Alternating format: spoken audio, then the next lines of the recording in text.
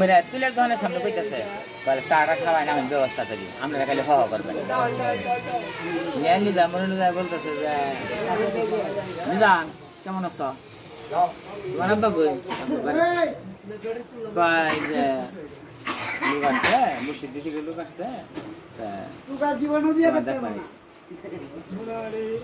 চাটার কথা কম চা পান সিগারেট আপ্যায়ন করলো করার পরে